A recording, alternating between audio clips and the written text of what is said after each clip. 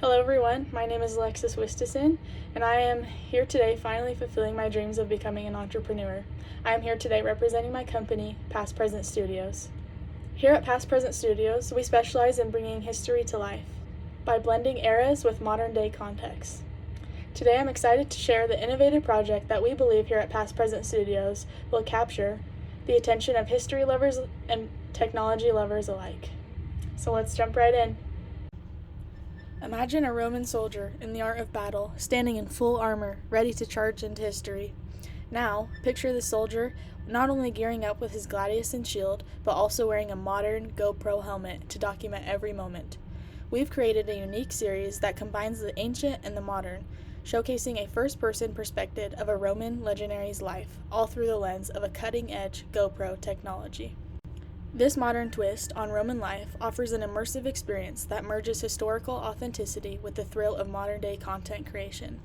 At Past Present Studios, we believe this is just the beginning. By using modern tech to explore and showcase ancient history, we're opening new doors for education, entertainment, and engagement. And we'd love for you to be a part of this exciting journey. However, before we can go any further, we must take a look and understand what led to this moment. First, let's take a look at Roman culture and its history. The origin story of Rome begins as follows. Twin brothers, the sons of the goddess Rhea Silvus and the god Mars, were abandoned as infants in the Tiber River to drown, only to be found and nursed by a wolf. As they grew up, the twins overthrew Aemilius as they had disagreements about where to start the new city, and in doing so, Remus was killed and Romulus named the new city Roma, and eventually founded the city of Rome. This statue, named the Lupa Capitolina, or the Capitoline Wolf, is a bronze statue depicting a she-wolf suckling the mythical twins Romulus and Remus, the founders of Rome, and is the symbol for the city. This statue is placed throughout Rome as a constant reminder to place an emphasis on remembering who the founder of Rome truly was. Let's now take a look at what the Roman Republic was like, which is around 509 BC to 31 BC. During this time, Rome went from being one of many city-states to being the center of the most powerful empire in the world. During the Republican period of Rome, political offices and institutions were designed to prevent any one man from becoming too powerful. Rome was able to gain its empire in large by extending some form of citizenship to many of the people it conquered. So how did Rome go from being one of many city-states in the Italian peninsula to being the center of the most powerful empire in the ancient world, you may ask? Well, as Rome expanded its influence over more areas, its political institutions proved both resilient and adaptable, allowing it to incorporate diverse populations. According to Roman tradition, the Republic began in 509 BCE when a group of noblemen overthrew the last king of Rome. The Romans placed the king with two consuls, which were rulers who had many of the same powers as the king, but were elected to serve only 1-year terms. Each consul could then veto or reject the actions of the other consul. Although the office of the consul probably did not exist in its final form until around 300 BCE, the idea behind this change was to prevent any one man from becoming too powerful, which became present early on in Roman thought and shaped many of Rome's political institutions. Along with this, Roman political institutions reflected Roman society, which was divided into two classes. There were the patricians, which we see in this image, which were the wealthy elites, and then we see the plebeians, which were the common people. The Comita Centuria was named for the century, which was the standard Roman military unit under the kingdom and most of the Republican era. Men were divided into classes based on their wealth because soldiers had to provide their own equipment.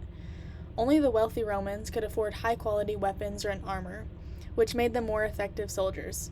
So men without property were not eligible for military service, and the poorest Romans, though the largest class in numbers, were placed into the smallest number of centuries for voting. So part of the reason that the Romans saw no problem with allowing the wealthy to have greater political influence was because they believed that those who had the most wealth also had the most to lose from Roman defeat, so the wealthy had better motivation to be good soldiers and a better sense of what was good policy for Rome. So if these Roman men were the best soldiers, wouldn't it be that more amazing if they had an HD camera strapped on their head during battle? Yes it would. Okay, that's enough talk about that. Let's dive into what Roman architecture was like. The Romans were known for their architecture. They improved upon many Greek architectural innovations but made huge advances in engineering, sanitation, and technology. Roman architecture is characterized by a few common components such as the arch, the vault, the dome, and the use of concrete. One amazing innovation we see is the Roman aqueducts. Aqueducts are a series of tubes that transport water throughout Rome. Here we see the Pont des Gars in southern France. With its 3 levels and 64 round arches, it is known as one of the master achievements of ancient construction. Although it may just be pleasing to look at now, when it was built it served as a water conduit, and the Pont des Gars had to drop an average of 25 centimeters altitude per kilometer to transfer water throughout the city, so that accomplishment was an extraordinary feat. We'll now take a look at the famous Colosseum, also known as the Flavian Amphitheater, and is one of the most iconic landmarks in ancient Rome. The Colosseum was commissioned by Emperor Vespasian of the Flavian dynasty around 70 AD and was completed by his son Titus after Vespasian's death. It was built with concrete and stone and could hold between 50,000 to 80,000 spectators. It used the arch design's impressive load-bearing abilities, and the Colosseum was primarily used for public spectacles such as gladiatorial contests and executions. Along with the Colosseum, we see that the Romans perfected the dome. The large concrete dome over the Pantheon stood as the largest dome in the world for over 1,000 years. The Pantheon is one of the most remarkable engineering marvels in history. Pantheon was named by combining the Greek word for all, or every, pan, with theos, which means God. So the Pantheon was originally dedicated to every god. Although it may look simple from the outside, it is one of the most complex buildings ever created on the inside. It's one giant room that can conceivably hold a perfect sphere. It's made of molded concrete that features a hole in the ceiling, otherwise known as an oculus. The oculus lets in natural light and actually keeps the dome from collapsing as a whole. That's enough about architecture. Let's take a look at one of those most amazing major works during this time period, called the Aeneid. Written by Virgil, the Aeneid tells the story of Aeneas, a Trojan hero, and his journey to found the city that would eventually become Rome. The Aeneid is considered one of the greatest works of Latin literature and is a key piece in understanding identity and the empire's origins. We see the theme of the role of gods and divine intervention. For example, some gods like Juno are hostile to Aeneas and his journey because of her grudge against the Trojans, while others like Venus, Aeneas' mother, support and protect him throughout his journey. We also see the themes of fate and free will run through much of the Aeneid. Aeneas' journey is dedicated by the will of the gods, particularly his preordained destiny to establish Rome. However, characters often struggle against their fates, like Dido's love for Aeneas or Turner's desire for revenge. Let's now take a look at the early Roman Christian era. Initially, the Emperor Nero was a selfish and evil ruler of Rome. During his rule, Nero declared Christianity illegal. Nero saw Christianity as a threat to the traditional Roman religious system and to his authority. We also see that Nero needed a scapegoat after the devastating fire that destroyed much of the city in 64 AD, which is when Nero turned to the Christian community, blaming them for the disaster and subjecting them to brutal persecutions. Let's fast forward a bit to the ruling of Constantine in about 306 AD. Constantine was the emperor who made Christianity the main religion of Rome, which was quite the switch from Emperor Nero. Constantine was not perfect by any means, as he murdered his allies, friends, and closest family to maintain his power. However, just before the Battle of Milvian Bridge, Constantine had a vision from Christ that he would be protected, and from then on, Constantine attributed his success to Christianity and made the triumphal arch a representation of this. Let's now take a quick look at Augustine. Augustine was born witnessing the period after Constantine's death. After Constantine's death, the church faced theological disputes and challenges about how Christianity should be practiced and understood. During this time, Augustine became one of the central figures in addressing these theological issues. Augustine is known for his writings, the Confessions. The Confessions are considered the first autobiographical work in Western literature. The Confessions recounts Augustine's self from his early years as a child to his eventual conversion to Christianity and his subsequent spiritual growth. In the Confessions, Augustine tells the story of the pear tree incident, which goes as follows. As a young man, Augustine and his friends stole pears from a neighbor's tree, even though they had plenty of better fruit at home.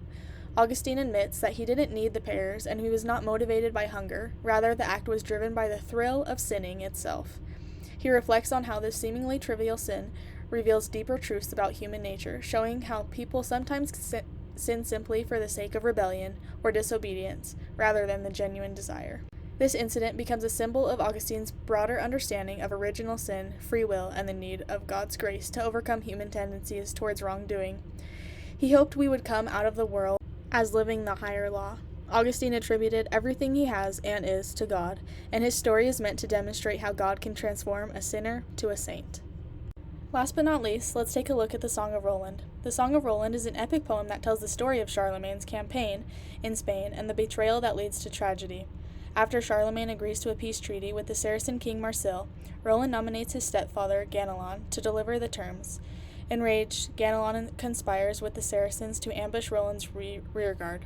Despite Oliver's warnings, Roland refuses to sound his oliphant, which is the war horn, for help until it's too late. He blows it with such force that he bursts his temples and dies a martyr. Charlemagne avenges him by defeating the Saracens, and Ganelon is later executed for treason. We see the symbol of his horn. As a refusal to blow it, it reflects his pride and commitment to knightly code, but when he finally blows it, it is too late, and this shows the consequences of pride. We see the symbol of Roland's blood as a sign of his sacrifice, which is a devotion to his army, and we see that the angels appear at his death, which symbolizes that he is a martyr and a Christ-like figure. While we've taken a little detour through history and explored some fascinating elements to the past, it all circles back to one central idea. At Past Present Studios, we believe that blending the ancient with the modern world opens up new ways for people to engage with history.